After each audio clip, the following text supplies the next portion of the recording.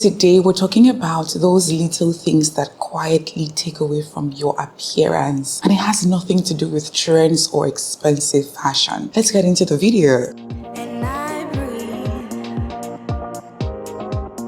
Hello intentional woman, welcome back to my channel. My name is Ayanime, and number one on the list is leaving inner labels on clothes, especially white ones. You know those labels you have on the inner seams of clothing? That's the one. I know it is a small oversight, but in white clothing items or sheer materials, it'll show through. I have seen it show through somebody's leggings, and the worst part is that the label was placed on that seam that is right in between the butt cheeks. So you want to cut them off. If you notice, some of them have those dotted lines, which for me, I take it to mean cut off after reading the care instructions. And outside the fact that they do show through sometimes, they can create a bulky outline on that area, which can take away from your appearance. Number two, not removing brand stickers on soles or lenses. Moment of truth, I have made this mistake too. And it wasn't that I made this mistake in my day-to-day life. Oh no, I made this mistake while I was filming a video. So there's this video I created on how to elegantly enter an SUV, and as I was demonstrating, you can clearly see the label on the sole of the shoes. Now I could have refilmed it, but I thought about it and said, you know what, let me post it like that so that the women in my community can see that sometimes I make this mistake too. I am not perfect, far from it. Somebody noticed it and commented about it, and I explained, pinned the comment, and every other person left me alone.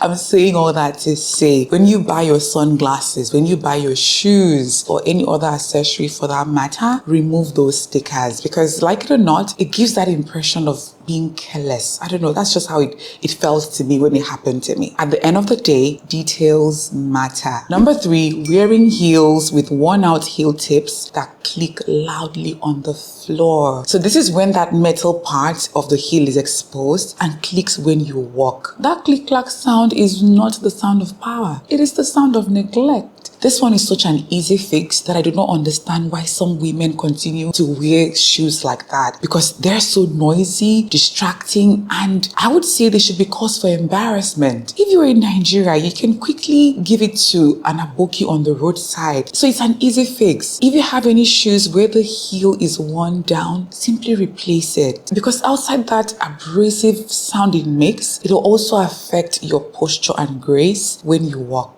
Number four, using visible safety pins to fix missing buttons. I know that a safety pin can be a quick fix, especially if your blouse is gaping and you want to hold it together, or when you want to use it as replacements for buttons. But when that safety pin is visible, it instantly downgrades your look. So either get the button replaced or add a hidden fastener if you have gaping in your clothing. Like this blue dress I have on, at this point and here too, there are fasteners there. It looks a whole lot better compared to if I had used a safety pin there. Another option is to get the clothing item tailored properly. That's if it's not just about the buttons. Maybe the slit has torn and you're not using safety pin to hold it together or whatever it is. If you must really wear that clothing item, use a brooch. It will look like an accessory, probably elevate your outfit, which is a lot better than safety pin that can, easily poke you. Number five, visible toe outline in tight shoes. So this is when you forcefully squeeze your toes into shoes that are so tight, it creates a bulge at the top. This looks uncomfortable even to someone who is just looking at it, because it creates that strained, ill-fitting and discomforting look. We can all agree it does not look elegant. Your shoes should support, flatter and complement your feet, not strangle them or draw attention to them in a wrong way. If it doesn't fit properly, don't wear it. Don't even buy it in the first place. No matter how much you like that shoe, you're better off getting a different pair, because it is not worth it. Your shoes, should look like they belong on your feet, not like they are begging to come off. Now, before we get into the next point, I just wanted to gently remind you that registration for the 1-year styling program is ongoing. I have extended the date to the 18th of May. This is a program where I walk you through how you can build a wardrobe that you absolutely absolutely enjoy. We cover body shapes, how to figure yours out, clothing items that work for your body, your skin undertone and colors that flatter it, fabrics, prints, the steps you need to follow to build that elegant wardrobe, from decluttering to creating a style mood board, setting a shopping budget, and actually shopping. We also talk about the elegant style, beauty, makeup, hair, nails. It is such a robust program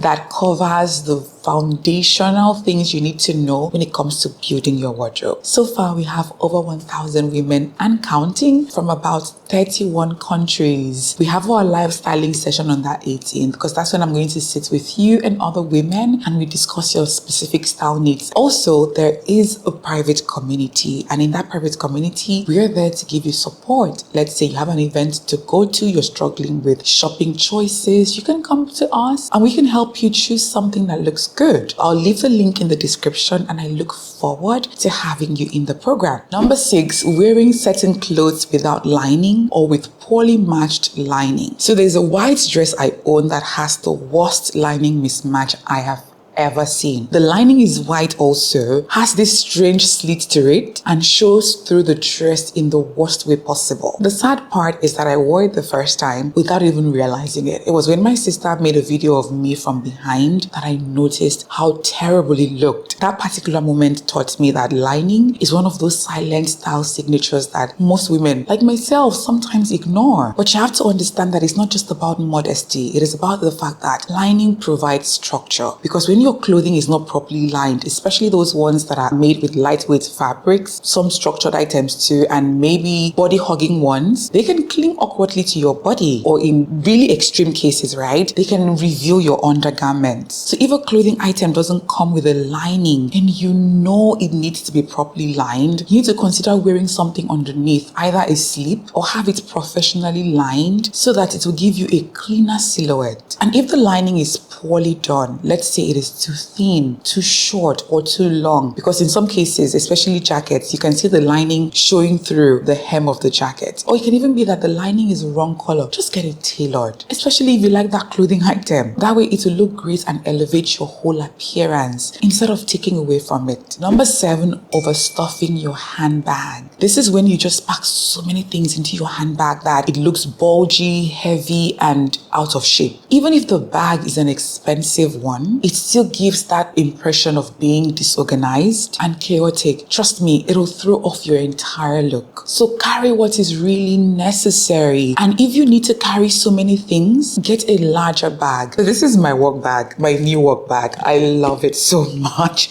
because it contains everything. And the best part is that it doesn't lose the structure. You see how it is? It remains like this, even when I put different things inside. I got this when I traveled, and to be honest, I regretted not buying more. It just makes such a perfect gift to any working woman. I'm saying all of that to say, use a bag that is appropriate for the items that you're carrying. If you're carrying more items, get a larger bag so that you don't have to stuff everything into a smaller bag that will then, look bulgy. And now number 8, mismatched metals in jewelry and accessories, especially when it is not intentional. Mixing metals, right, can look chic if done with purpose. Like I have a friend who wears 2 gold bracelets and 1 silver one, but hers look really good because the 3 bracelets are the same design, and then she wears a gold one, a silver one, and then the gold one. So the silver is in the middle. It looks good, even though she's mixing metals. But when you pair metals randomly in a way that clashes, let's say you have on a silver watch and you pair that with a gold belt buckle, and then you have rose gold jewelry, it can look inconsistent and chaotic. So when you want to mix metals, do it properly so that it creates a balanced look and of course elevate your appearance. Now number 9, a crease on pants that are not straight. You see that straight line that people normally put in the middle of their tailored pants? I don't get it. I know some people say, oh, it's supposed to elongate your legs and give the pants a design. I don't know. I still don't get it. I remember I sent my pants to the laundry and it came back with that line. The way I removed it so quickly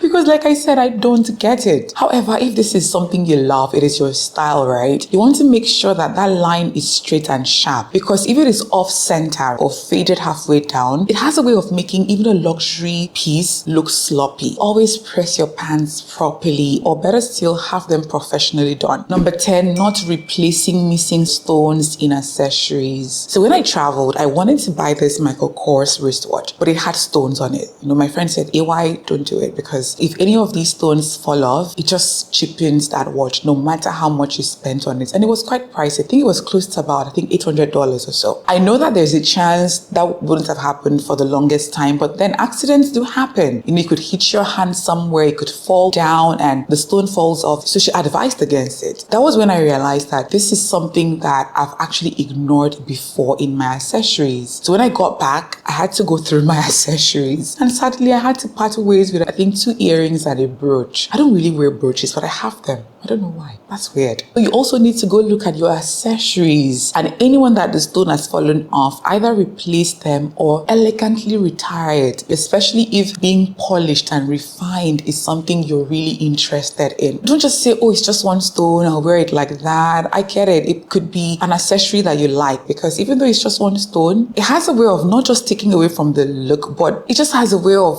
coming across as poor upkeep. You know what I'm talking about? Maybe I'm not finding the right word, but you understand what I'm saying, because like I said before, these little things matter. And finally, neglecting the back view of your outfit. Mirrors lie. Double check everything, because bunched zips, bulging undergarments, visible panty lines, uncombed hair, hanging hems, and even twisted straps can all ruin a beautiful outfit. The focus should not just be on the front. The rear view counts as well. So always do a full turn before leaving the house. And that's it for today's video. I'd love to hear your thoughts. Do share them with me in the comment section. Don't forget to like the video, subscribe to the channel if you haven't, because on this channel, I create content that helps you grow into the best version of yourself for yourself. Trust me, you will love it here. As always, be kind to yourself, and I'll see you in the next video.